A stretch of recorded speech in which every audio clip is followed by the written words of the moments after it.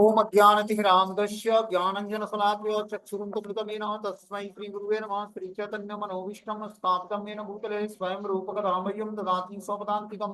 वन्देऽहं श्रीगुरु श्रीयुतपदकमलं श्रीगुरुन् श्रीरूपं साग्रजातं सगण रघुनाथान्वितं तं सजीवं साद्वैतं सावधूतं परिजनसहितं कृष्णचैतन्यदेवं श्रीराधाकृष्णपादान् सगण ललिता श्रीविशाखान्विताश्च नारायणं नमस्कृत्यं नरं चैव नरोत्तमं देवीं सरस्वतीं व्यासं ततो जयमुदीरयेत्। सुन्वतां स्वकथा कृष्ण पुण्यश्रवणकीर्तनं हृदयन्तस्तु ये भद्राणि विद्नोति स्वसतां नष्टप्रायेषु भद्रेषु नित्यं भागवत सेव्या भगवती उत्तम श्लोके भक्तिर्भवति नैष्ठिकी तदा रजस्तमो भाव काम लोभादय चेत एति निरावृत्तिं स्थित सत्य प्रसिद्धति एवं प्रसन्न मनसो भगवत भक्ति योगता भगवत तत्व विज्ञान मुक्त संगस्य जायते विद्यन्ते हृदय ग्रंथि छिद्यन्ते सर्वसंशयं चीयन्ते चास्य कर्माणि दृष्ट्वा एवात्मनीश्वरे मुखं करोति वाचालं पंगुं लंघयते गिरिं यत्कृपातमहं वन्दे परमानन्दमाधवम्। प्रहलाद नारद पराशर पुंडरीकं व्यासम अमरीश सुख सौनक विस्मदालभ्याम रुक्मांग अर्जुन वसिष्ठम विभीषणादीनम पुण्यानि नामानि परम भागवत स्मरामि। हे कृष्ण करुणा सिंधु दीनबंधु जगतपतये गोपेश गोपिका कांत राधा कांत नमस्तुते तप्त कांचन गौरांगे श्री राधे वृंदावनेश्वरी वृषभानुसुते देवी प्रणमामि हरिप्रिये। आराध्यो भगवान ब्रजेश तनयो तद्धाम वृंदावनम रम्या काचिदुपासना ब्रजवधु वर्गेण या कृता श्रीमद्भागवतं प्रमाण अमलम प्रेमोपमार्थो महान श्री चैतन्य महाप्रभु मतमिदं तत्रादरुणापर कृष्णाय वासुदेवाय हरे परमात्मने प्रणतक्लेशनाशाय गोविंदाय नमो नमः। वासुदेव शतं देवं कंसचारूणमर्दनं देवकी परमानंदं कृष्णं वंदे जगद्गुरुं। जय श्री कृष्ण चैतन्य प्रभु नित्यानंद श्री अद्वैत गदाधर श्रीवासादि श्री गौर भक्तवृंद। हरे कृष्ण कृष्ण कृष्ण हरे हरे हरे राम राम राम हरे हरे। तो इसमें हम लोग मनु कर्दम संवाद पढ़ रहे थे श्रीमद् भागवतम में, और स्कंद संख्या 3 और अध्याय संख्या 21 नंबर। तो इसमें जब कर्दम मुनि 10,000 सालों तक तपस्या करते हैं, ठीक है ना, अष्टांग योग के नियमों का पालन करते हैं और कठोर तपस्या करते हैं, तो उससे उनको भगवान श्री नारायण का दर्शन होता है। जब नारायण का दर्शन होता है उनको, तो भगवान का उस स्वरूप देखकर, जिसमें भगवान शंख चक्र गदा पद्म धारण करते हैं, उस स्वरूप को देखकर कर्दम मुनि बहुत ही प्रसन्न हुए और उनको पहले साष्टांग दंडवत प्रणाम किया और उसके बाद उनसे प्रेयर्स करना शुरू किया भगवान का दर्शन पाकर, ठीक है ना। श्रीमद् भागवतम की जो कथा है क्या करती है, हमारे समस्त अविष्टता को नष्ट कर देती है और क्या करती है, हमें नैष्ठ की भक्ति प्रदान करती है।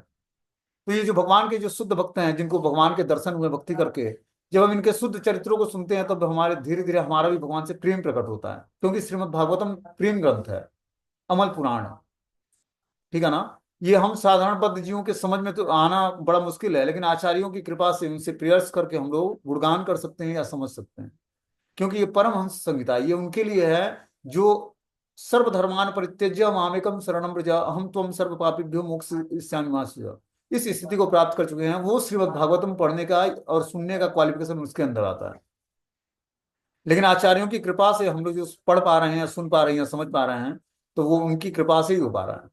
तो यहाँ पर कर्दम मुनि के चरित्र में देखते हैं कि जो है कर्दम मुनि जो है 10,000 सालों तक जब दिव्य तपस्याएं करते हैं, तो उनको भगवान श्री नारायण के दर्शन होते हैं। और भगवान श्री नारायण के जब दर्शन होते हैं, तो भगवान शंख चक्र गदा पद्म धारण किए हुए, पीताम्बर धारण किए हुए, गले में कौस्तुभ मणि धारण किए हुए, चेस्ट पर जो है श्रीवत्स का चिन्ह है भगवान के, और इस तरह से भगवान के सुंदर स्वरूप का दर्शन करते हैं, जो गरुड़ के कंधे पर भगवान सवार हैं, ठीक है ना। जब दर्शन होते हैं तो कर्दम मुनि साष्टांग दंडवत प्रणाम करते हैं और भगवान की स्तुति करते हैं और भगवान से वर की याचना करते हैं कि हमें एक ऐसी पत्नी दीजिए जो हमारे काम इच्छाओं को तृप्त कर सके और हमें भक्ति में जीवन में आगे बढ़ा सके, ठीक है ना। उन्होंने भौतिक इच्छाएं भगवान से व्यक्त की, लेकिन वो भौतिक इच्छाएं भी आध्यात्मिक थी। अभी आगे देखेंगे कर्दम मुनि जो है कपिल देव भगवान के पिता बनते हैं और उसके बाद जो है संन्यास ग्रहण करते हैं। अभी शुरुआत में लगता होगा कि कर्दम मुनि बहुत ही विषयी मतलब भगवान से कुछ ऐसी चीजें मांग रहे हैं, विषय वस्तु मांग रहे हैं भोग करने के लिए। लेकिन जब उनको देवहूति माता से उनका विवाह होता है, तो वो और दिव्य तपस्याएं करते हैं, और दिव्य तपस्याएं माता देवहूति उनको सहायता करती है कर्दम मुनि को, और फिर जाकर कर्दम मुनि जो है कपिल देव के पिता बनते हैं और फिर अंत में जाकर संन्यास ग्रहण करते हैं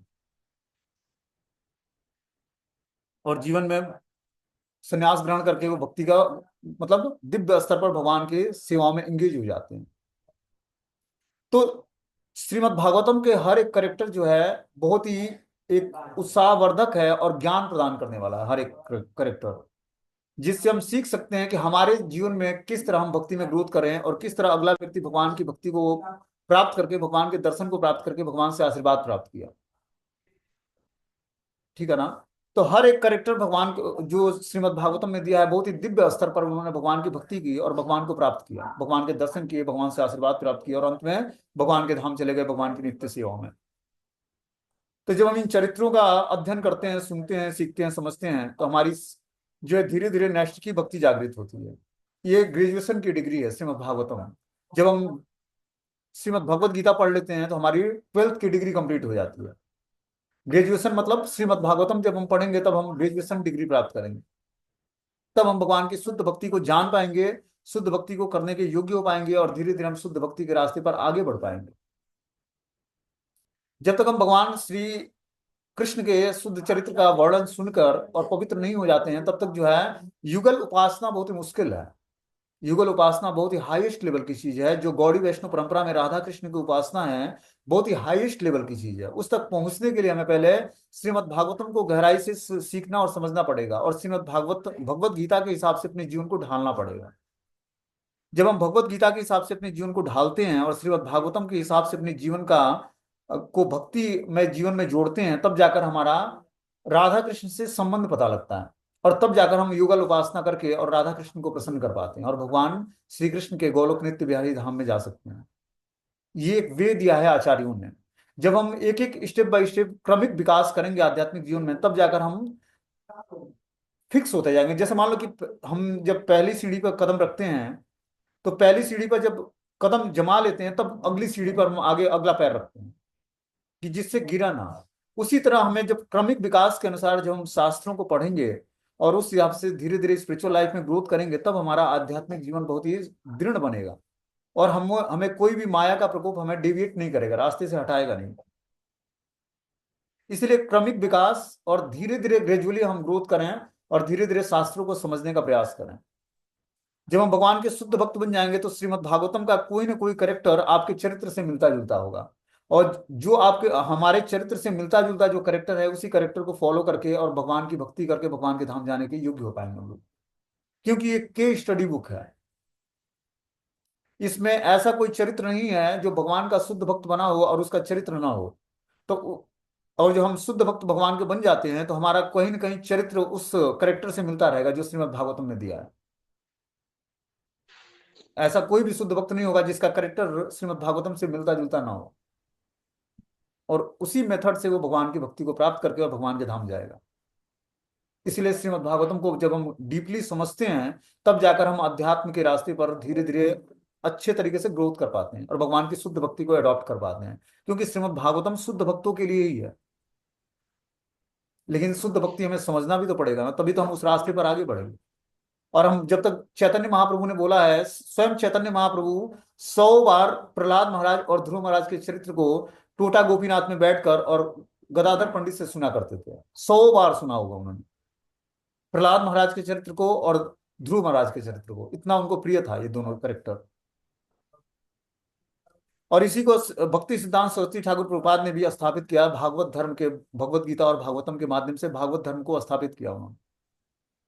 तो इतना इंपॉर्टेंट ग्रंथ है कि इसको जब हम समझ जाएंगे, तभी हम जाकर नैष्ठिक की भक्ति और आगे भगवान की प्रेमा भक्ति और शुद्ध भक्ति को प्राप्त कर पाएंगे। तो हम देखते हैं कि कर्दम मुनि के चरित्र में कि जब वो भगवान से प्रेयर करते हैं और भगवान से आशीर्वाद की कामना करते हैं, वर की याचना करते हैं, तो उन्होंने क्या वरदान मांगा कि हमें एक ऐसे सुशील और सुसभ्य कन्या दीजिए जो हमारे मन के अनुकूल हो और हमारे कामेक्षाओं को तृप्त करे। ठीक है ना। मैत्रेय ने कहा, इन शब्दों से प्रशंसित होने पर गरुड़ के कंधों पर अत्यंत मनोहारी रूप से दीप्यमान भगवान विष्णु ने अमृत के समान मधुर शब्दों में उत्तर दिया। उनकी भुहें ऋषि की ओर स्नेहपूर्ण हंसी से देखने के कारण चंचल हो रही थी। तो जब भगवान का सुंदर स्तुतियों से गुणगान किया, तो इस तरह से जो है बता रहे हैं कि मैत्रेय ऋषि ने कहा कि इस शब्दों से प्रशंसनीय होने पर गरुड़ के कंधों पर अत्यंत मनोहारी रूप से दीप्यमान भगवान विष्णु ने अमृत के समान मधुर शब्दों में उत्तर दिया। जब सुंदर स्तुतियों से गुणगान किया उन्होंने कि मैं आपके चरण कमलों में निरंतर सादर नमस्कार करता हूँ, जिनकी शरण ग्रहण करना श्रेयस्कर है, क्योंकि आप अकिंचनों पर भी समस्त आशीर्वादों की वृष्टि करने वाले हैं। आपके इस भौतिक लोक को अपनी ही शक्ति से विस्तार दिया है, जिससे समस्त जीवात्मा आपकी अनुभूति के द्वारा सकाम कर्मों से विरक्ति प्राप्त कर सकता है। तो इन्होंने लगभग 10 से 12 श्लोकों में भगवान की स्तुति की। और जब भगवान की स्तुति की तो भगवान बहुत ही प्रसन्न हुए और मधुर शब्दों में उत्तर दिया। उनकी भुएं ऋषि की ओर स्नेहपूर्ण हंसी से देखने के कारण चंचल हो रही थी। भगवान बहुत ही स्नेहपूर्ण हंसी युक्त चितवन से भगवान कर्दम मुनि को देख रहे थे। श्री भगवान क्या बोलते हैं, श्री भगवान उवाच विद्वाम त्वा चैत्यम में पुरेवम संयोजितम ततः यदर्थम आत्म नियमे स्वत्व एवा समर्चितम। भगवान ने कहा जिसके लिए आप कौन है भाई इस तरह से।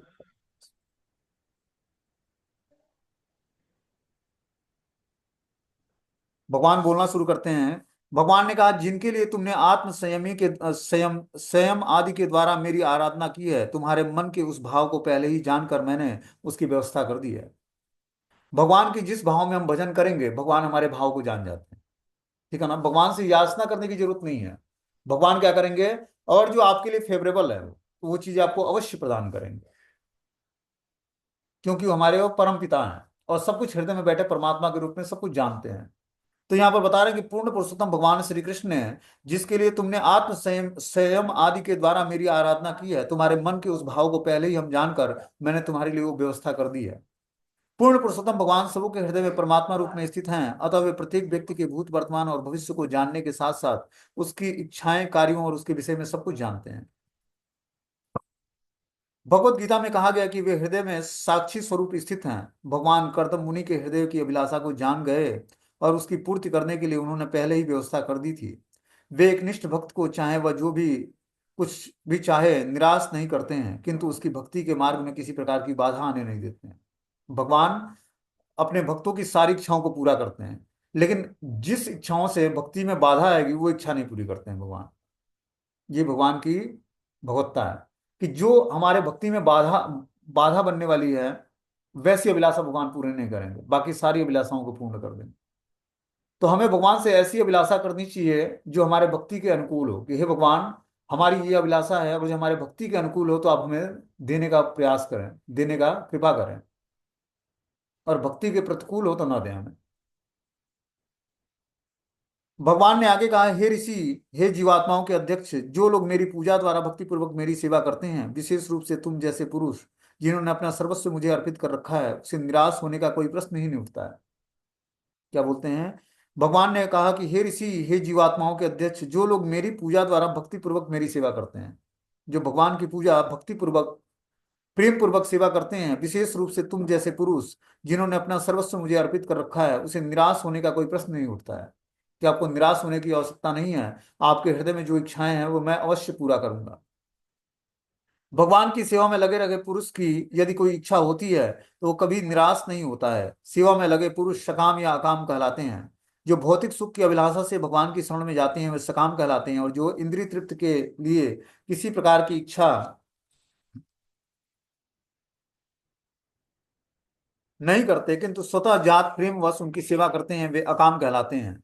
सकाम भक्तों की 4 श्रेणियां, आर्थ, अर्थार्थी, जिज्ञासु और ज्ञानी। कोई शारीरिक तथा मानसिक कष्ट के कारण, तो कोई धन की आवश्यकता के कारण, कोई ईश्वर को जानने की इच्छा से, और कोई अपनी ज्ञानमय खोज से दार्शनिक की तरह भगवान को जानने की इच्छा से भगवान की सेवा में आता है। इसमें से किसी भी श्रेणी के पुरुषों को निराश नहीं होना पड़ता। प्रत्येक को अपनी पूजा का अभिष्ट फल प्राप्त होता है। तो हम लोग देखते हैं कि जो है सकाम और अकाम दो तरह के व्यक्ति जो है भगवान के पास आते हैं। एक समस्त इच्छाओं को लेकर आते हैं, भौतिक भोग की इच्छाएं हैं उनके पास और भगवान की भक्ति की भी इच्छा है, तो ऐसे व्यक्ति सकाम इच्छाओं को लेकर आते हैं। और एक है निष्काम कर्म, कि उसके अंदर कोई भी, बस भगवान की सेवा के अलावा और कोई उसके अंदर इच्छाएं नहीं है। तो ऐसा दोनों भक्त जो है, जो सकाम भक्त है वो आर्थ, अर्थार्थी, जिज्ञासु और ज्ञानी 4 प्रकार के भक्त होते हैं। तो आर्थ मतलब जो इस भौतिक संसार में दुखी है, ठीक है ना, तो दुखी जीवात्मा भगवान के पास आता है। अर्थार्थी जिसको धन चाहिए, और जिज्ञासु जिसके अंदर जिज्ञासा है, भगवान को जानने की इच्छा है, और चौथा है ज्ञानी पुरुष जिसने शास्त्रों को पढ़ा है और भगवान को जानने का प्रयास किया है। तो ऐसे 4 प्रकार के लोग जो है भगवान को जानने का प्रयास करते हैं, और जो है ये सकाम भक्त कहलाते हैं। इनके अंदर कुछ भक्ति भौतिक इच्छाएं हैं, या तो भौतिक संसार में दुखी हैं, या धन की इच्छा है, या भगवान के प्रति जिज्ञासा है, या ज्ञानी है। और दूसरा है अकाम भक्त, जिसकी कोई भौतिक इच्छा नहीं है, वो ज्ञान में स्थिर होकर और समस्त भौतिक इच्छाओं को जो है समाप्त कर चुका है, और भगवान की भक्ति करके। और ऐसा व्यक्ति जो है शुद्ध भक्त होता है, क्योंकि उसके अंदर कोई भौतिक लालसा नहीं है। ठीक है ना। तो ऐसा भक्त जो है ईश्वर को जल्दी प्राप्त कर लेता है, भगवान को जल्दी प्राप्त कर लेता है। बोलते हैं कि कोई अपनी ज्ञानमयी खोज से दार्शनिक की तरह भगवान को जानने की इच्छा से भगवान की सेवा करते हैं, इनमें से किसी भी श्रेणी के पुरुषों को निराश नहीं होना पड़ता, प्रत्येक को अपनी पूजा का अभिष्ट फल मिलता है। तो चार प्रकार के जो सकाम इच्छाओं को लेकर भगवान के पास आते हैं, तो भगवान उसकी इच्छाओं के अनुसार उसे अभिष्ट फल भी प्रदान करते हैं, और उसको अपनी भक्ति भी प्रदान करते हैं। तो हमें हमारे अंदर अगर जो अकाम सर्व काम हुआ, कि अगर जो हमारे अंदर कोई भी इच्छा नहीं है और बहुत सारी कामनाएं हैं, तभी भी हमें कोई किसी देवी देवता की शरण में नहीं जाना है, हमें कृष्ण की ही शरण ग्रहण करनी है। तब जाकर हमारी समस्त इच्छाएं पूर्ण होंगी, और भगवान हमारी इच्छाओं को पूर्ण भी करेंगे, और उसको इच्छाओं को मतलब शुद्ध भी कर देंगे। कि पहले इच्छाओं को पूर्ण करेंगे, फिर आपको स्वतः ही उसके उस इच्छाओं से वैराग्य हो जाएगा। क्योंकि भगवान क्या करते हैं, भौतिक इच्छाओं को ज्यादा दिन तक परवरिश नहीं देते हैं भक्त के अंदर, वो तुरंत अपनी भक्ति में जोड़कर उसको उससे हायर टेस्ट प्रदान करते हैं। जब हायर टेस्ट मिलता है उसको, तो लोअर टेस्ट भूल जाता है, और इस तरह से दिव्य स्तर पर भगवान की दिव्य सेवा में एंगेज हो जाता है। आगे बता रहे हैं कि भगवान ब्रह्मा के पुत्र सम्राट स्वयंभू मनु को अपने सुकृत्यों के लिए विख्यात हैं। ब्रह्मावर्त में स्थित होकर 7 समुद्रों वाली पृथ्वी पर शासन करते हैं। भगवान ब्रह्मा के पुत्र हैं स्वयंभू मनु। वो अपने सुकृत्यों के लिए पूरे 7 समुद्रों वाले पृथ्वी पर शासन करते हैं, और विख्यात राजा हैं, चक्रवर्ती सम्राट हैं। कभी कभी ऐसा कहा जाता है कि ब्रह्मावर्त कुरुक्षेत्र का एक अंग है, और कुरुक्षेत्र स्वयं ब्रह्मावर्त में स्थित है, क्योंकि देवताओं को कुरुक्षेत्र में दैवी कर्मकांड संपन्न संपन्न करने की संस्तुति की जाती है। कुछ अन्य लोग ब्रह्मावर्त ब्रह्मलोक का एक स्थान या स्वयंभू मनु का शासन करते थे उसको बोलते हैं। इस पृथ्वी पर ऐसे अनेक स्थान हैं जो उच्च लोक में भी जाने जाने जाते हैं। उदाहरणार्थ, इस लोक में वृंदावन, द्वारका, मथुरा जैसे स्थान हैं, किंतु ये शाश्वत रूप से कृष्ण लोक में भी स्थित हैं। पृथ्वी पर ऐसे ही अनेक नाम हैं, और संभव है कि जैसे यहाँ कहा गया है, बराह युग में स्वयंभू मनु ने इस लोक पर भी शासन किया था। तो बराह कल्प में स्वयंभू मनु का शासन था। ठीक है ना। बोल रहे हैं स्वयंभू मनु जो है चक्रवर्ती सम्राट थे, जो 7 समुद्रों से घिरे हुए इस पूरे पृथ्वी पर अकेला शासन करते थे। सचेहम विप्रम राजर्षि महिष्याम शतरूपया आयास्यति दिदृक्षुस्त्वाम परस्यो धर्म कोविदम। हे ब्राह्मण, धार्मिक कृत्यों में दक्ष सुप्रसिद्ध सम्राट अपनी पत्नी शत्रुपा सहित तुम्हें देखने के लिए परसों यहाँ आएगी। भगवान इंडिकेट करते हैं कर्दम मुनि को कि जो स्वयंभू मनु हैं, उनकी पत्नी है शत्रुपा। वो दक्ष सुप्रसिद्ध सम्राट अपनी पत्नी के साथ, जो स्वयंभू मनु हैं, अपनी पत्नी शत्रुपा के साथ परसों तुम्हें देखने के लिए आएंगे। जिस दिन भगवान का दर्शन हुआ, उस दिन से भगवान ने बताया कि परसों तुम्हें देखने के लिए आएंगे, अपने पुत्री के वर के रूप में। उसके एक श्याम श्याम नेत्रों वाली तरुण कन्या है, वह विवाह के योग्य है, वह उच्च आचरण वाली और सर्वगुण संपन्न है, वह भी अपने अच्छे पति की तलाश में है। महाशय, उसके माता पिता तुम्हें देखने आएंगे, तुम उसके सर्वथा अनुरूप हो, जिससे वे अपनी कन्या को तुम्हारे पत्नी के रूप में अर्पित कर देंगे। तो इस तरह से भगवान उनको बताते हैं कि परसों तुम्हें जो स्वयंभू मनु है और उनकी पत्नी जो स्वरूपा शतरूपा है, वो तुम्हें देखने के लिए आएंगे। उनकी एक श्यामा नेत्रों वाली एक तरुण कन्या है, वह विवाह के योग्य है और आचरण में सुगुण सर्वगुण संपन्न है, वो भी अच्छे पति की तलाश में है। अतः हे महाशय, माता पिता तुम्हें देखने आएंगे, तुम उसके सर्वथा अनुरूप हो, जिससे वे अपनी कन्या को तुम्हारे पत्नी के रूप में अर्पित कर देंगे। तो इस तरह से भगवान ने उनको बताया। बता रहे हैं कि अच्छी कन्या के लिए अच्छे वर का चुनाव सदैव माता पिता करते रहते हैं। यहाँ यह स्पष्ट उल्लेख है कि मनु मनु तथा उसकी पत्नी अपनी कन्या को प्रदान करने के लिए कर्दम मुनि को देखने जा रहे थे, क्योंकि उनकी कन्या योग्य थी और वे समान गुण वाले वर की तलाश में थे। यही माता पिता का कर्तव्य है कि लड़कियों को कभी सड़क पर निकलकर पति की तलाश करने की आज्ञा नहीं दी जाती है, क्योंकि युवती होकर यदि वे पति की तलाश करेगी तो भूल जाएगी कि पति उसके अनुरूप भी है या नहीं। काम पिपासा के कारण वो किसी को भी पति बना सकती है, किंतु यदि माता पिता उसके पति का चुनाव करते हैं तो विचार कर सकते हैं कि किसे चुना जाए और किसे नहीं। फलतः वैदिक पद्धति में माता पिता अनुरूप वर को कन्या का दान करते हैं, उसे स्वतंत्र रूप से वर चुनने की आज्ञा नहीं दी जाती है। तो हम लोग देखते हैं कि जो वैदिक सिस्टम है उसमें माता पिता अपने पुत्री का जो है वर का सिलेक्शन करते हैं कि किस हमारे बेटी का विवाह किस पति से होगा, मतलब इसके इसके पति कौन होंगे, ये माता पिता के द्वारा सेलेक्ट किया जाता है। उसको प्रॉपर तरीके से जो है अरेंज मैरिज जो होता है उसमें प्रॉपर एक जो है जन्म पत्री मिलाई जाती है और फिर जो है गुण मिलाए जाते हैं, क्या क्या चीजें सब मिलाकर, और जो है विवाह संस्कार होता है। और वो विवाह संस्कार जो होता है जो माता पिता के ब्याह पे होता है वो पूरे जीवन भर दोनों ही आज्ञा के अनुसार जो है जीवन जीते हैं और फिर जो है जीवन को सक्सेस करते हैं, सफल बनाते हैं। लेकिन आजकल समाज में देखते हैं कि जो है जो तरुण अवस्था में जो लड़कियां हैं वो सड़क पर निकलकर खुद पति की तलाश करती हैं और बता रहे हैं कि जो है ये गलत तरीका है। क्योंकि जब युवती होकर यदि वो पति की तलाश करेगी तो भूल जाएगी कि पति उनके अनुरूप है या नहीं है, और वो अपने काम पिपासा के कारण किसी को भी पति बना लेगी। किंतु यदि माता पिता के द्वारा पति का चुनाव होगा तो ये चुनाव वैदिक पद्धति के अनुसार है और उन्हें स्वतंत्र रूप से वर चुनने की आज्ञा नहीं दी जानी चाहिए। ठीक है ना, ये वैदिक नियम है। आगे बता रहे हैं कि समाहितम ते हृदय यत्रे माँ परिवत्सरान सात्वाम ब्रह्म नृपम वधु काम मासु भजिष्यति। हे ऋषि, वह राजकुमारी उसी प्रकार की होगी जिस प्रकार की तुम इतने वर्षों से अपने मन में सोच रहे हो। वह शीघ्र ही तुम्हारी हो जाएगी और वह भी जी भरकर तुम्हारी सेवा करेगी। तो देखो, पारिवारिक जीवन में गृहस्थ आश्रम में बहुत ही इंपॉर्टेंट रोल है स्त्री और पुरुष का। समझ रहे हो बात को? जो पारिवारिक जीवन में है और जो स्त्री उसके अनुकूल मिल जाती है तो पारिवारिक जीवन, और अनुकूल का मतलब है कि भगवान की भक्ति के लिए उसको एक फेवरेबल कंडीशन दे सके। ठीक है। और पति भी भक्त हो भगवान का, तब जब दोनों का कॉम्बिनेशन अच्छा होगा तब वो जाकर अच्छे तरीके से भगवान की भक्ति को कर पाएंगे। पारिवारिक जीवन क्या है, एक हमें सुविधा प्रदान करता है भगवान की भक्ति करने के लिए। विरक्त आश्रम में तो दूर दूर तक व्यक्ति अपनी मन बुद्धि इंद्रियों को कंट्रोल करते करते और भगवान की भक्ति करते करते जो है बहुत ही संघर्ष करना पड़ता है। जो विरक्त आश्रम में व्यक्ति है उसको बहुत ही अपने मन और बुद्धि और इंद्रियों से संघर्ष करना पड़ता है। यंग अवस्था में उसको कंट्रोल करना बड़ा मुश्किल होता है। जब व्यक्ति अकेला रहेगा या फिर चलो आश्रम में भक्तों के संग में है तब तो कोई समस्या नहीं है, लेकिन अगर जो कोई बाहर रहकर ब्रह्मचर्य नियमों का पालन करके और भगवान की भक्ति करना चाहता है तो बहुत ही स्ट्रगल होता है उसके लिए जीवन में। इसीलिए जो व्यक्ति पारिवारिक जीवन में होता है उसको एक भगवान क्या करते हैं, फैसिलिटी देते हैं। उसके अंदर जो थोड़ी बहुत भोग वासनाएं हैं वो अपने पारिवारिक जीवन में उसको रेगुलेट करके और अंत में वानप्रस्थ लेकर भगवान की दृढ़ सेवा में हस्बैंड वाइफ दोनों ही लग जाएं।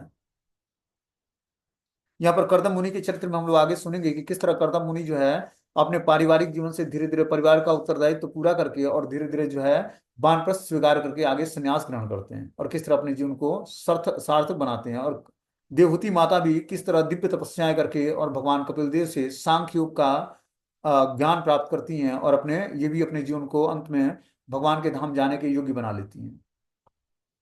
ठीक है ना। तो इस चरित्र से, ये चरित्र जो है पारिवारिक जीवन में रहने वाले लोगों के लिए बहुत ही इंपॉर्टेंट है। ठीक है ना। वैसे तो ये चरित्र सबके लिए इंपॉर्टेंट है क्योंकि करदम मुनि कोई साधारण वो नहीं है, मुनि नहीं है। और कपिल देव स्वयं भगवान ही है जिन्होंने सांख्य योग का दर्शन दिया कि आत्मा क्या है, शरीर क्या है, और आत्मा का धर्म क्या है और शरीर का धर्म क्या है, जो भगवान ने भगवत गीता के माध्यम से ज्ञान दिया वही कपिल देव भगवान ने भी ज्ञान दिया। तो आगे हम लोग देखेंगे कि जो है करदम मुनि जो है देवहूति माता से विवाह करते हैं और उनसे कपिल देव भगवान का प्राकट्य होता है। बोलते हैं कि हे ऋषि, वह राजकुमारी उसी प्रकार की होगी जिस प्रकार की तुम इतने वर्षों से अपने मन में सोच रहे हो। क्योंकि भगवान हृदय में बैठे परमात्मा रूप में है, हृदय की सब इच्छाओं को जानते हैं। और ये ऋषि जो करदम मुनि थे इनकी इच्छाओं को जानते थे और भगवान ने बोला कि ये जिस तरह तुम अपने मन में उस आज तक कल्पना की हो पत्नी के बारे में उसी तरह ये तुम्हारे मन के अनुकूल होगी। वह शीघ्र ही शीघ्र तुम्हारी हो जाएगी और वह जी भरकर तुम्हारी सेवा करेगी। बोलते हैं भगवान भक्तों के मनोरथों को पूरा करने वाले होते हैं। अतः भगवान ने कर्दम मुनि को बताया कि जो कन्या तुमसे विवाह होने जा रही है वह स्वयंभू मनु की पुत्री और राजकुमारी है, अतः वह तुम्हारे योग्य है। केवल ईश्वर की कृपा से ही किसी को मनोवांछित पत्नी प्राप्त होती है, इसी प्रकार लड़की को भी ईश्वर की कृपा से ही मनोनुकूल पति मिलता है। इस प्रकार कहा जा सकता है कि हम नित्य प्रति के कार्यों के लिए परमेश्वर से प्रार्थना करते रहें तो हम काम सुचारू रूप से और हमारी रुचि के अनुकूल संपन्न होगा। दूसरे शब्दों में सभी परिस्थिति में हमें श्री भगवान की शरण में जाना चाहिए और उनके निर्णय पर पूर्णतया निर्भर रहना चाहिए। तो देखो जीवन में हम जो भी अपने कर्म करते हैं तो हम जब भगवान का आश्रय लेकर करेंगे और भगवान से प्रार्थनाएं करेंगे, तब जाकर सभी परिस्थितियां हमारे अनुकूल होगी, और हमारा जो निर्णय होगा वो पूर्णतः भगवान पर निर्भर होकर होना चाहिए। मनुष्य सोचता कुछ और है, होता कुछ और है। अतः इच्छाओं की पूर्ति सिर्फ भगवान पर छोड़ देना सबसे उत्तम हल है, कि हम अपनी इच्छाओं को पूर्ण करने के लिए भगवान पर आश्रित हो जाएं और भगवान से प्रार्थना करें कि हे भगवान, हमारी ये इच्छा है और जो हमारे लिए फेवरेबल हो, तब हमारी ये इच्छा पूरी करें। उनसे जबरदस्ती अपनी इच्छा पूरी नहीं करानी है, और जो हमारे लिए फेवरेबल है, तब आप हमारी इस इच्छाओं को पूरा करें, क्योंकि वो हमारे भूत भविष्य और वर्तमान सब कुछ जानने वाले हैं। कर्दम मुनि को पत्नी की आकांक्षा थी, किंतु भगवत भक्त होने के कारण भगवान ने उनको सम्राट की पुत्री राजकुमारी को चुन दिया। इस प्रकार कर्दम मुनि को अपनी आशा से बढ़कर पत्नी लाभ हुआ। यदि हम श्री भगवान की रुचि पर निर्भर करें तो हमारी आकांक्षा से भी अधिक प्रचुर मात्रा में वर प्राप्त होगा। यहाँ यह भी ध्यान देने की महत्वपूर्ण बात है कि कर्दम मुनि ब्राह्मण थे, जबकि स्वयंभू मनु क्षत्रिय थे। अतः उस काल में भी अंतरजातीय विवाह प्रचलित था। प्रचलन यह है कि कोई ब्राह्मण क्षत्रिय की कन्या से विवाह कर सकता है, किंतु क्षत्रिय किसी ब्राह्मण कन्या से विवाह नहीं कर सकती है। तो पहले भी जो था, जो है ये अंतरजातीय विवाह हुआ करता था। तो ब्राह्मण जाति का व्यक्ति जो है वो क्षत्रिय से, ब्राह्मण ब्राह्मण से भी विवाह कर सकता है, ब्राह्मण की लड़की से भी, क्षत्रिय से भी, वैश्य से भी, शूद्र से भी। लेकिन कोई क्षत्रिय है वो ब्राह्मण की कन्या से विवाह नहीं कर सकता है, ये शास्त्र के विरुद्ध हो जाएगा। और जो ब्राह्मण है तो वो तीनों वर्गों के स्त्रियों से विवाह कर सकता है। लेकिन क्षत्रिय है तो वो वैश्य से, क्षत्रिय से और शूद्र से विवाह कर सकता है, लेकिन ब्राह्मण की किसी लड़की से विवाह नहीं कर सकता। ये श्रीमद् भागवतम बताता है। वैदिक काल के इतिहास से हमें ऐसा प्रमाण प्राप्त होता है कि केवल ब्राह्मण की विशेष आज्ञा से ही वे विवाह कर सकते हैं। अतः प्राचीन काल में लाखों वर्षों पूर्व अंतरजातीय विवाह वर्जित न था, वरना नियमित सामाजिक प्रथा के रूप में था। तो ये अंतरजातीय जो विवाह होता है, कि ब्राह्मण का पुत्र जो है किसी क्षत्रिय के पुत्री से विवाह कर सकता है, ये अंतरजातीय विवाह जो है सामाजिक प्रथा के नियम अनुसार बना हुआ है। क्योंकि स्त्री की कोई जाति नहीं होती है, ठीक है ना। वो जिस जाति के पति को स्वीकार करती है, वही उसका वास्तविक जो है कुल बन जाता है, वही उसका वास्तविक जाति बन जाती है। आगे बता रहे हैं कि वह तुम्हारे वीर्य धारण करके 9 पुत्रियां उत्पन्न करेगी, और यथा समय इन कन्याओं से ऋषि संतानें उत्पन्न होंगी।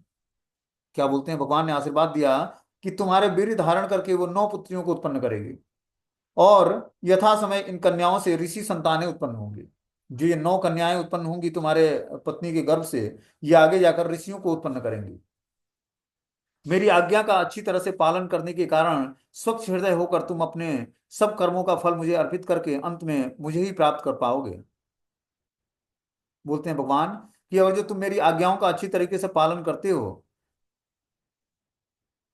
तो तुम्हारा हृदय स्वच्छ हो जाएगा और कर्मों के फलों को मुझे अर्पित करके अंत में तुम मुझे ही प्राप्त कर पाओगे। बोलते हैं इसमें कि तीर्था कृता शेष क्रियार्थे शब्द महत्वपूर्ण है इस श्लोक में। तीर्थ का अर्थ है कि वह पवित्र स्थान जहां दान दिया जाता है। लोग तीर्थ स्थान में जाते हैं और दिल खोलकर दान देते हैं। यह प्रथा अभी भी चालू है। अतः भगवान ने कहा कि अपने कर्मों तथा उसके फलों को पवित्र बनाने के लिए तुम प्रत्येक वस्तु मुझे अर्पित कर दो। तो यहाँ पर बता रहे हैं भगवान की अपने कर्मों के फलों को पवित्र करने के लिए, जो हम कर्म करते हैं उसके फलों को जब हम भगवान को अर्पित करते हैं तो हमारे कर्म पवित्र हो जाते हैं। कर्म मतलब मान लो कि हम कोई जॉब या बिजनेस करते हैं, उससे हमें कुछ धन मिलता है। धन को जब हम भगवान की भक्ति के लिए दान देते हैं, एक तो हुआ कि चलो हम भगवान की सेवा में लगाते हैं, उसको प्रसाद के रूप में स्वीकार करते हैं कि भगवान को भोग लगाया, फिर उसको प्रसाद के रूप में सेवा। लेकिन एक होता है कि हम कुछ अपनी गाढ़ी कमाई का कुछ निकाल कर किसी वैष्णव या ब्राह्मण को दान कर दिया हमने। वो जो दान होता है उससे कुछ आपको इच्छा नहीं है, आपने निस्वार्थ भाव से उसको दे दिया कि वो दिव्य भगवान की सेवा में लगाएगा, और उस दान से आपको कुछ मिलना नहीं है। तो वो दिया हुआ दान जो है हमें भक्ति प्रदान करता है, ठीक है ना। देखो, पारिवारिक जीवन में दान देना बहुत इंपॉर्टेंट है। चाहे जो भी बाहर काम करता है उसको दान अवश्य देना चाहिए, भगवान कृष्ण की भक्तों की सेवा में या भगवान की सेवा में। तभी जाकर उसका कर्म पवित्र होगा, तभी उसका कर्म धीरे धीरे जो अनुकूल होगा भगवान की भक्ति के लिए। और जो दान नहीं करता है तो भक्ति के लिए अनुकूल कर्म वो नहीं कर रहा है, इसका मतलब। क्योंकि कर्म करते हुए बहुत सारे ऐसे पाप कर्म हैं जो न जानते हुए भी बहुत सारे पाप कर्म हो जाते हैं हमसे। और जब हम दान देते हैं खुले हृदय से और उससे कुछ इच्छा नहीं व्यक्त करते हैं कि हमने दान देकर भूल गया है, यहाँ तक कि बताया गया कि जो जब हम दाहिने हाथ से दान देते हैं तो बाएं हाथ को पता नहीं लगना चाहिए, ऐसा दान देना चाहिए, गुप्त दान। और जब ऐसा दान हम वैष्णव या भगवान की सेवा के लिए जब हम देते हैं, तब जाकर हमारा कर्म शुद्ध होता है। बिना कर्म शुद्ध हुए हम भगवान की शुद्ध भक्ति को प्राप्त नहीं करेंगे। इसीलिए गृहस्थ आश्रम में तपस्या, दान और यज्ञ बहुत इंपॉर्टेंट है। जो भी पारिवारिक जीवन में है या बैचलर है, ठीक है ना, मंदिर के अंदर नहीं है, तो उसको तपस्या, दान और यज्ञ, तीन चीजों को कभी वर्जित नहीं है। ये महात्माओं को भी शुद्ध करता है। जो महात्मा, जो महान आत्माएं हैं, जो भगवान की भक्ति में 24 घंटे लगे हैं, वो भी तपस्या, दान और यज्ञ के बिना अधूरे हैं। दान की बहुत सारी कैटेगरी है, लेकिन जो पारिवारिक जीवन में है या बाहर रहकर धन कमाकर और अपनी परवरिश करता है, उसके लिए दान देना आवश्यक है, धन का दान देना। जो विरक्त आश्रम में है, जिसके पास धन नहीं है, वो विद्या का दान करे, लोगों को अध्यात्म का ज्ञान प्रदान करे। दान हर अवस्था में देनी है हमें। दान ही हमें शुद्ध करता है। आपके पास जो सामर्थ्य है उस हिसाब से आप दान करो। बोल रहे हैं यहाँ पर कि इसकी पुष्टि भगवत गीता में हुई हुई है कि तुम जो भी करो, जो भी खाओ, जो भी यज्ञ करो, उसका फल केवल मुझे ही अर्पित करो। अन्यत्र भगवत गीता में भगवान ने कहा है कि समस्त यज्ञों, तपों और मनुष्यों या समाज के लिए जो भी किया जाता है, उस सबका भोक्ता मैं ही हूँ। उस समस्त कार्य, चाहे परिवार के कल्याण के लिए हो या समाज, देश या मानवता के लिए, उसे कृष्ण भावनामृत के लिए संपन्न किया जाना चाहिए। यही भगवान का कर्दम मुनि को उपदेश है। तो भगवान कर्दम मुनि को उपदेश देते हैं कि आपको यज्ञ जो भी करोगे, जो भी खाओगे, जो भी अर्पित करोगे, वो मुझे ही अर्पित करोगे। और इस तरह से तुम अपने समस्त कर्म फलों को मुझे करके, मतलब देकर ही अपने को पवित्र कर सकते हो। इस तरह कर्दम मुनि को भगवान आदेश देते हैं। आगे बता रहे हैं कि कृत्वा दया च जीवेषु दत्वा च भय मात्मवान मया आत्म सहम जगदम द रक्षम सया मणि चापि माम। समस्त जीवों पर दया करते हुए तुम आत्म साक्षात्कार प्राप्त कर सकोगे, फिर सबको अभय दान देकर अपने सहित संपूर्ण जगत को मुझ में और मुझको अपने में स्थिर देख पाओगे। जब इस तरह व्यक्ति जो है दिव्य स्तर पर अपनी चेतना को लगा लेता है, तब समस्त जीवों पर दया करने के योग्य हो पाता है, और तब जाकर उसके हृदय में जो है आत्म साक्षात्कार प्राप्त कर पाता है। और फिर जो है सबको अभय दान देकर अपने सहित संपूर्ण जगत को मुझ में और मुझको अपने में स्थिर देख पाओगे। तब उसको संभाव की स्थिति प्राप्त होती है कि वो हर जीवात्माओं में भगवान का दर्शन कर पाता है। जब क्या करके, जब समस्त कर्मों का फल भगवान को अर्पित कर देता है और भगवान की दिव्यता के स्तर पर सेवा करता है, तब उसको धीरे धीरे जो है उसके हृदय में जीवों के प्रति करुणा उत्पन्न होती है, और आत्म साक्षात्कार की चरम सिद्धि को प्राप्त करता है और सब जीवों को समभाव की स्थिति से देखता है। और इस तरह से दिव्य अवस्था में स्थिर होकर और वो धीरे धीरे भगवान के और करीब जाता है। बोलते हैं यहाँ पर प्रत्येक जीवात्मा के लिए आत्म साक्षात्कार की सरल विधि का वर्णन है। जिस प्रथम नियम को समझ लेना होगा वह यह है कि यह जगत भगवान की इच्छा का फल है। परमेश्वर से जगत की आत्मीयता है, किंतु निर्विशेषवादी इस तदात्म को गलत ढंग से ग्रहण करते हैं। उनका कहना है कि परम सत्य परमेश्वर अपने को ब्रह्मांड में रूपांतरित करके अपनी पृथक सत्ता को खो देते हैं। इस प्रकार वे जगत को तथा इसकी प्रत्येक वस्तु को भगवान मानते हैं। यह सर्वेश्वरवाद है जिससे प्रत्येक वस्तु को भगवान माना जाता है। यह निर्विशेषवादियों का मत है। किंतु जो भगवान के निजी भक्त हैं वे प्रत्येक वस्तु को भगवान की संपत्ति मानते हैं। बोलते हैं जो निर्विशेषवादी होते हैं वो गलत ढंग से वस्तुओं को ग्रहण करते हैं, वो तदात्म होना चाहते हैं परमेश्वर में। ठीक है ना। उनका कहना है कि परम सत्य परमेश्वर अपने को ब्रह्मांड में रूपांतरित करके अपनी पृथक सत्ता को खो देते हैं। उनका ये फिलॉसफी होता है जो निर्विशेषवादी हैं। इस प्रकार वे जगत को तथा इसकी प्रत्येक वस्तु को भगवान मानते हैं। इस जगत में जो भी चीजें हैं वो सब वस्तु भगवान है। मैं भी भगवान हूँ, तुम भी भगवान हो, भगवान भी भगवान है। वो सबको भगवान के रूप में देखते हैं। ये निर्विशेषवादी जो निराकारवादी होते हैं या मायावादी होते हैं, वो इस तरह की धारणाओं को पालन करते हैं। लेकिन जो भगवान का भक्त होता है वो भगवान की सेवा में अर्पित जानी चाहिए, यही तात्म है। सगुणवादी तथा निर्गुणवादी में यही अंतर है कि निर्गुणवादी भगवान की पृथक सत्ता को स्वीकार नहीं करता, किंतु सगुणवादी इसे स्वीकार करता है। वे जानता है कि भगवान अनेक प्रकार से विभक्त होने पर भी अपनी पृथक सत्ता रखते हैं। इसका वर्णन भगवत गीता में हुआ है। मैं संपूर्ण जगत में निराकार रूप में फैला हुआ हूँ, प्रत्येक वस्तु मुझ पर आधारित है, किंतु मैं उसमें उपस्थित नहीं हूँ। सूर्य तथा सूर्य प्रकाश का दृष्टांत अति सुंदर है। बता रहे हैं यहाँ पर कि भगवत गीता में इसका वर्णन है कि मैं संपूर्ण जगत में निराकार रूप में भी फैला हुआ हूँ। भगवान भगवान का एक स्वरूप निराकार भी है। जो निराकारवादी जो है, भगवान का निराकार स्वरूप का ध्यान ध्यान करते हैं, मतलब ज्योति का, वो भगवान का ही शरीर से निकला हुआ तेज है, जिसका निर्विशेषवादी ध्यान करते हैं। तो वो भी सत्य है, क्योंकि ब्रह्म का ध्यान करते हैं। अब ब्रह्म भी भगवान का ही स्वरूप है, पूर्ण नहीं है लेकिन भगवान का ही स्वरूप है। प्रत्येक वस्तु मुझ पर आधारित है, किंतु मैं उसमें उपस्थित नहीं हूँ। सूर्य तथा सूर्य प्रकाश का दृष्टांत अति सुंदर है। सूर्य अपने प्रकाश से ब्रह्मांड भर में फैला होता है, और सभी लोग सूर्य प्रकाश पर निर्भर हैं, किंतु सभी लोग सूर्य लोक से भिन्न हैं।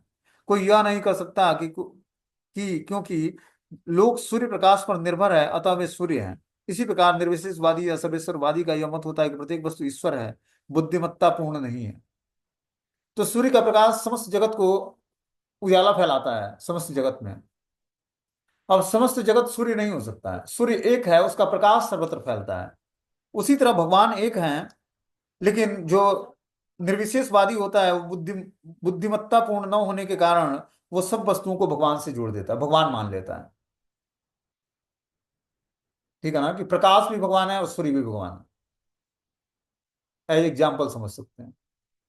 लेकिन क्या है, सूर्य एक है और उससे प्रकाश सर्वत्र फैलता है, समस्त जगत को के अंधकार को दूर करता है। उसी तरह भगवान एक हैं, वो सब जीवों को क्या करते हैं, चेतना प्रदान करते हैं। तो सब जीव भगवान नहीं हो सकता है, भगवान भगवान है और जीवात्मा जीवात्मा है, यही अंतर है। लेकिन मायावादी सबको भगवान मान लेते हैं, यही गलती करते हैं। भगवान के बिना किसी वस्तु का अस्तित्व नहीं हो सकता है, किंतु तथ्य यह नहीं है, प्रत्येक वस्तु भगवान है, वो प्रत्येक वस्तु से पृथक है। अतः यहाँ पर भी भगवान कहते हैं कि तुम इस संसार में प्रत्येक वस्तु मुझसे अभिन्न देखो। इसका अर्थ है कि प्रत्येक वस्तु को भगवान की शक्ति का फल मानना चाहिए और प्रत्येक वस्तु को भगवान की सेवा में लगाना चाहिए। मनुष्य को चाहिए कि अपनी शक्ति का उपयोग अपने हित के लिए करे, यही शक्ति की सार्थकता है। कि शक्ति की वास्तविक सार्थकता क्या है, कि हम हर वस्तु को भगवान की सेवा में लगा दें, तभी उसका वास्तविक परिणाम प्राप्त होगा। भगवान के मंदिर में जाकर अत्यंत भक्तिपूर्वक पूजा करना है, किंतु जो अन्यों पर दया नहीं करता, वो अन्य भक्तों का आदर नहीं करता, वो तृतीय श्रेणी का भक्त कहलाता है। जो मंदिर जाता है, भगवान की पूजा करता है, लेकिन भक्तों का आदर नहीं करता या अन्य जीवों पर दया नहीं करता है, वो अभी कनिष्ठ भक्त है, तृतीय श्रेणी का भक्त है। दूसरे श्रेणी का भक्त वह है जो पतितों पर दया करता है और करुणा प्रदर्शित करता है। वो अपने को भगवान का शाश्वत दास समझता है, फलतः वो भक्तों से मित्रता स्थापित करता है। जन सामान्य को भक्ति का उपदेश देता है और भक्तों को का साथ नहीं करता है। जो मध्यम कैटेगरी का भक्त होता है, वो क्या करता है, पतित और दया और करुणा प्रदर्शित करता है हर जीवों पर। पतित जीवों पर दया और करुणा प्रदर्शित करता है, भगवान का शाश्वत दास समझता है अपने को, भक्तों से मित्रता करता है, जन सामान्य को भक्ति का उपदेश देता है और अभक्तों का साथ नहीं करता है। ये द्वितीय श्रेणी का भक्त कहलाता है। जब तक भगवान की भक्ति करते हुए गृहस्थ कोई जन सामान्य पर दया नहीं दिखाता, वो तृतीय श्रेणी का भक्त होता है। प्रथम श्रेणी का भक्त समस्त जीवों को आश्वासन देता है कि इस भौतिक संसार में कोई भय नहीं है और सभी लोग कृष्ण भक्ति करें और संसार के ज्ञान को जीते हैं। इस तरह से जो